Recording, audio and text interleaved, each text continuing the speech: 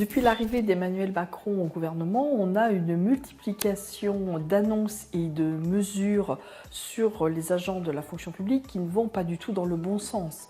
On a eu les décisions de gel de la valeur du point d'indice, c'est-à-dire on arrête d'augmenter les salaires, le rétablissement de la journée de carence, c'est-à-dire une pénalisation si vous ne venez pas travailler, et puis des annonces sur des suppressions d'emplois. 120 000 suppressions d'emplois sont prévues, dont 70 000 dans la fonction publique territoriale, et puis l'éventualité de geler les mesures PPCR, qui sont les seules revalorisations salariales et en termes de déroulement de carrière que nous avions obtenues du précédent gouvernement. Les fonctionnaires sont donc mis à mal et voient leurs conditions de travail se dégrader. Pourtant, le pays a besoin de services publics, à commencer par les collectivités locales, qui vont subir a priori une coupe franche dans leurs effectifs. On a des besoins de plus en plus grands, des populations. Moi, je travaille dans une maison de quartier, par exemple, où il y a besoin d'alphabétisation, il y a besoin d'aide, les gens ont besoin d'aide pour les accès aux droits, pour plein de choses.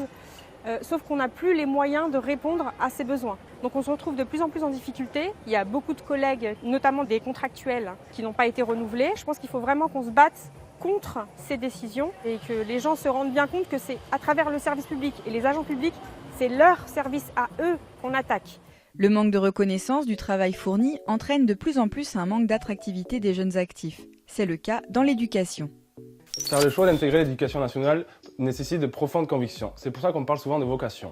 Mais aujourd'hui, avec la dégradation de nos conditions de travail et la stigmatisation des fonctionnaires, entraîne une véritable perte de vocation du métier. Par exemple, sur le CAPES de mathématiques, il y avait 2000 postes disponibles et il n'y a eu que 1500 candidats. Il y a aussi le problème de la précarité au sein de l'éducation nationale. Ce sont les assistants d'éducation, les assistants de vie scolaire, les assistants pédagogiques qui fournissent un travail énorme pour faire fonctionner les établissements. Et avec la suppression du contrat aidé, cela va mettre les établissements dans de grandes difficultés, et ce, dès cette rentrée 2017. Seule action positive lancée cet été par Emmanuel Macron, les États généraux de l'alimentation pour améliorer la rémunération des agriculteurs et plus de transparence entre la production et la distribution. La question de l'alimentation est au cœur des préoccupations de la FSU. C'est un bien public qu'il faut défendre et comme première organisation syndicale au sein du ministère de l'Agriculture, la FSU participe aux réunions de concertation. Il y a des points effectivement particuliers qu'on souhaite porter.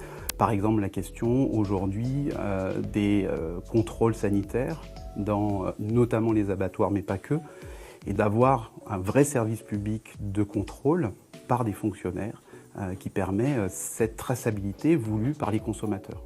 Le deuxième point qu'on porte, c'est la question de la formation de l'enseignement, puisque pour le coup, on doit aller vers une transition écologique, et cette transition ne pourra se faire que s'il y a une formation des futurs agriculteurs et des agriculteurs en place.